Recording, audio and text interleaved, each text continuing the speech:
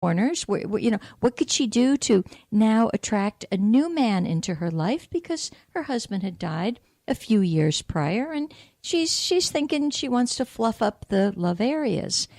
Well, that's all well and good, but as the conversation went on, and I'm asking her, well, what is in this case, it happened to have been the southeast direction of her home, which was her personal love direction.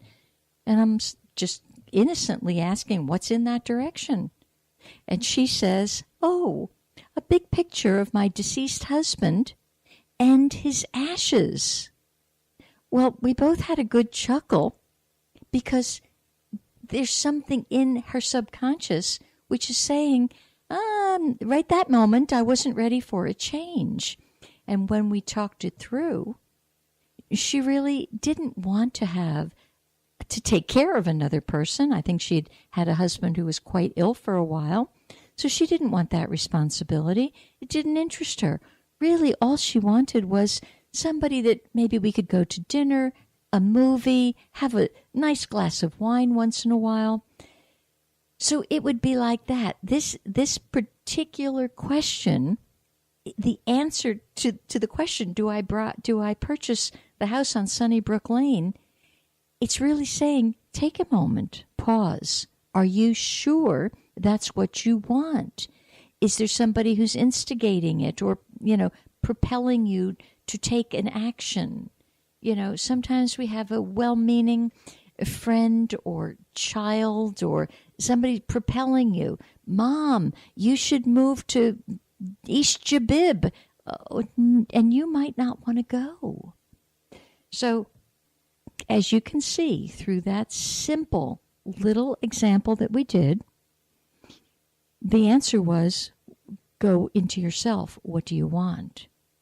So it's always pointing you back. It absolutely did not say, no, you can't have that house. It doesn't care. Life doesn't care what you do. Life is happy. Life doesn't get happy or sad, but it's awfully nice for yourself, and I think it's called wisdom and living experience, when you flow with the river and not against it. So, the I Ching is about beginning something, expanding something, reaching its maximum potential and peaking, and passing its peak, and then going in the opposite direction. It is that yin and yang symbol. It is the stock market. It is your life. It's everything. It's going to peak and it's going to subside.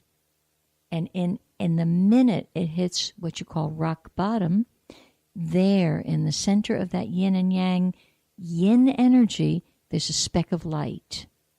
And then it gently moves back into yang.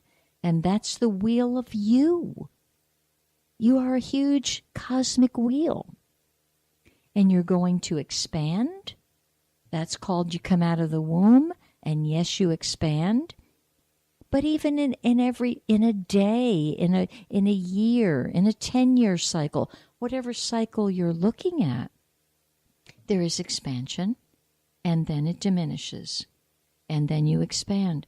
In America, we have kind of lost sight of the fact that that's a simple truth of nature, and we resist it, and we think it should always be expansion.